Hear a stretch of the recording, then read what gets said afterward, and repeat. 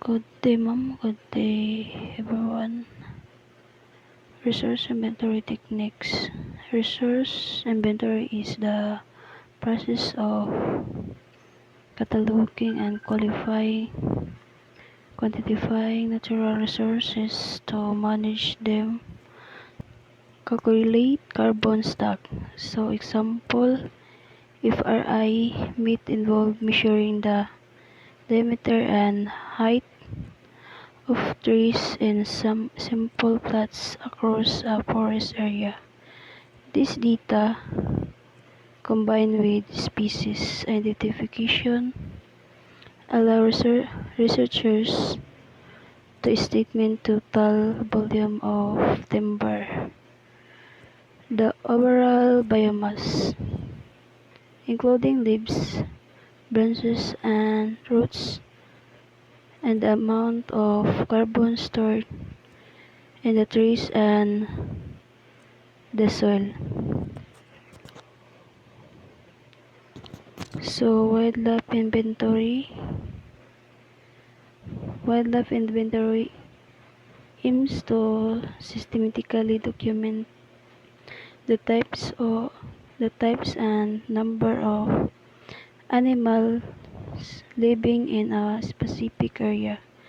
This involves various methods like camera trapping and tracking and direct observation to determine species presence, abundance, and disturbance. Example, analyzing the photos allowed them to identify the species presence, statement their relatives abundance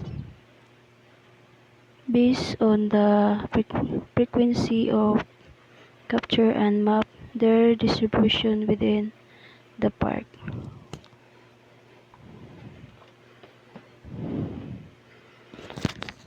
So, aquatic and marine resource inventory. Aquatic marine resource inventory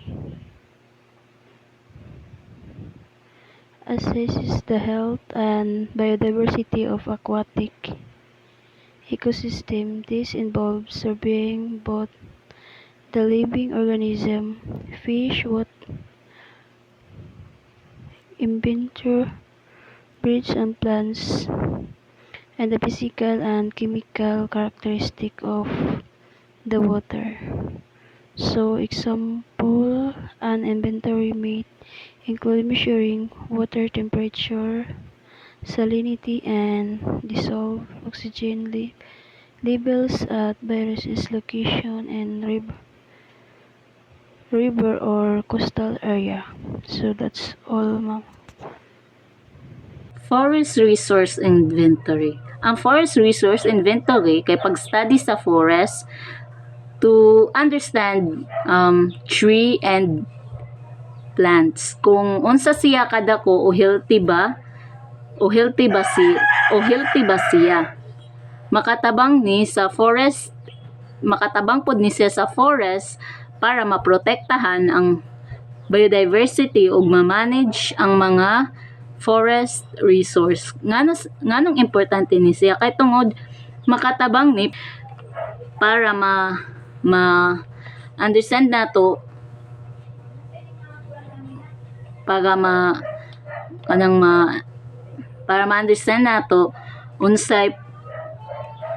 unsay pagtubo sa kanang different parts sa forest. Then ang point-centered quarter method kay kani siya ang kanang pag-measure sa distansya o sa pinakaduol na puno sa upat ka quadrant para ma-measure ang density o distribution sa mga puno. Then ang remote sensing and aerial survey kay gamit ni drones taken pictures or kanang mga video sa forest gikan gikan sa sky na naghatag siya og big picture sa forest healthy og tree recovery over sa large skills na area. Then ang wildlife inventory. Ang wildlife inventory kay kani siya ang pag-study sa animal sa area. Kung pila na sila og kung asa sila nagapuyo. Og kung asa sila nagapuyo or what they need to survive.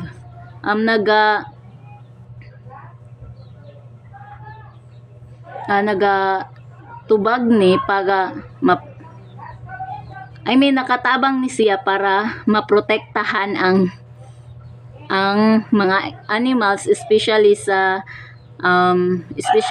mga rare or endangered animals. Then nganong importante ni siyang wildlife inventory kay tungod makatabang ni siya para ma-estimate kung pila ka hayop ang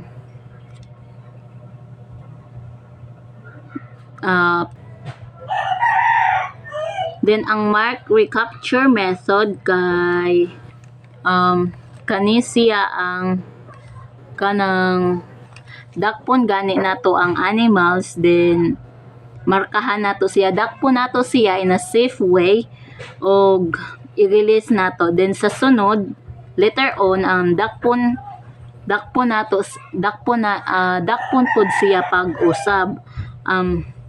Nakatabang ni siya kay para ma-estimate kung pila ang total size sa isa ka population sa isa ka area. Then ang camera trapping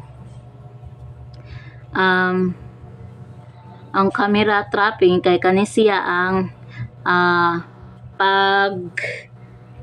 ang camera i-set up nimo siya tapos automatic nga makapture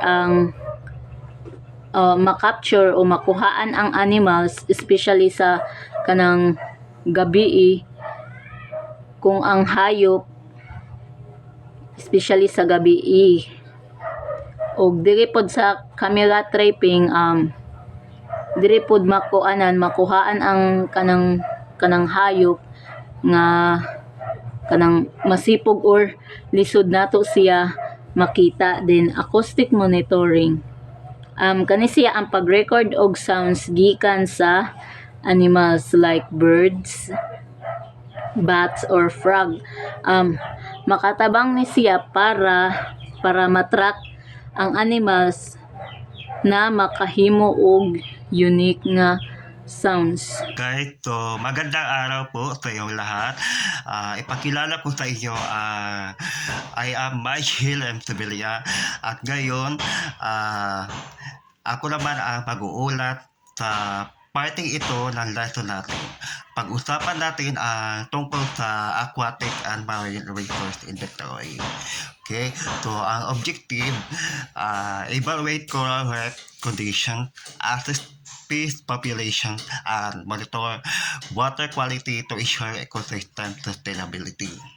So, ang layunin nito ay para suriin ang kalagayan ng coral reef, alamin ang bilang ng isda at bantayan ang kalidad ng tubig para matiyak natin para mapadali at mapaayos ang pagmamatiyag sa biodiversity. So, una ay tinatawag sa remote sensing at GIS. Okay, so enable mapping and monitoring of habitat overlay skills. So, unsa ba na siya?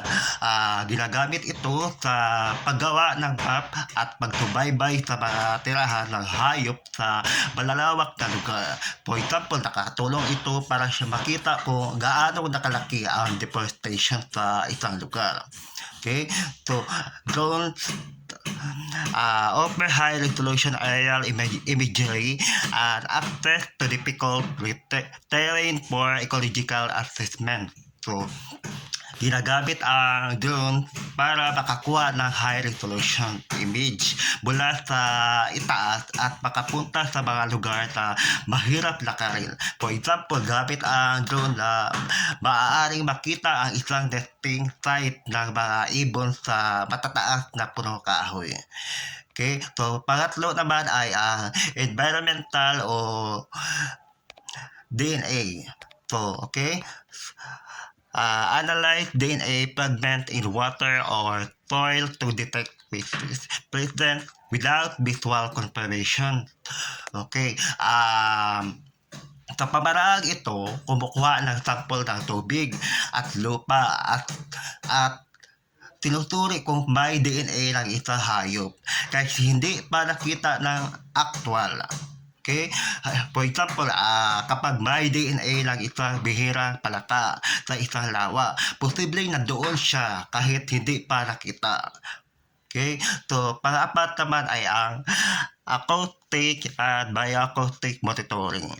Uses sound to monitor species presence, behavior, and environmental conditions, visually useful for cryptic or vocal species. Okay, so ito ay gumagamit ng tunog para makinig sa presensya ng mga hayop. Lalo na mga mahilig tumahol, kumanta o gumawa ng tunog. For example, sa kagubatan, pwedeng gamitin ito para marinig ang tawag ng isang ibon na mahirap makita sa dilim. Okay? So, sa pangwakas naman ay sa kabuuan ng ating talakayan, nakita natin kung gaano kahalaga ang tamang pag-monitor ng ating aquatic at terrestrial ecosystem. Gamit ang mga traditional tulad ng underwater visual sensors at water quality analytics. Pati na rin ang makabagong technology gaya ng drone, environmental DNA at remote sensing. Mas nagiging effective ang ating pangalaga sa kalikasan. So ang mga tools na ito ay hindi lang basta technical. Ito ay nagsisilbing tulay ng siyensya para mapanatiling ang balanse ng buhay mula sa ilalim ng dagat hanggang sa kagubatan. Okay?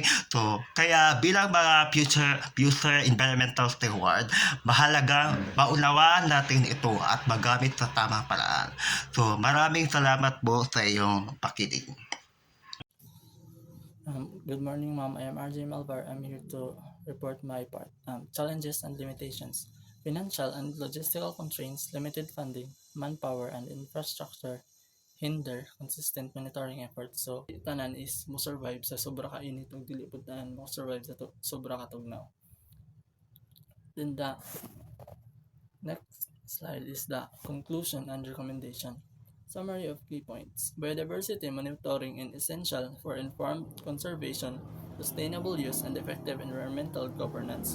So, summary of key points. In other words, the regular tracking of biodiversity helps guide smart actions to protect nature and to use resource wisely.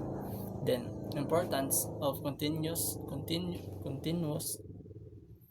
biodiversity assessment. Regular data collection is necessary to track trends, detect emerging issues, and adapt management strategies.